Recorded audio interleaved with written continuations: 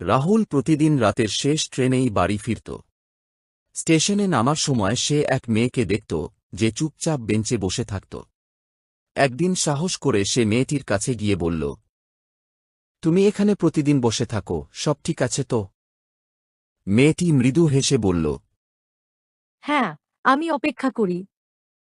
রাহুল অবাক হয়ে জিজ্ঞাসা করল, কার জন্য?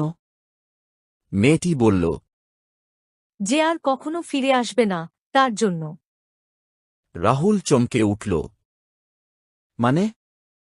মেয়েটি ফিসফিস করে বলল, 3 বছর আগে এই শেষ ট্রেনেই আমার প্রিয়জন এক দুর্ঘটনায় হারিয়ে গেছে। আমি ভাবি, যদি সে ফিরে আসে। রাহুল আর কিছু বলতে পারল না। সে বুঝল, কিছু অপেক্ষার শেষ নেই, কিছু ট্রেন কখনো ফিরে আসে না।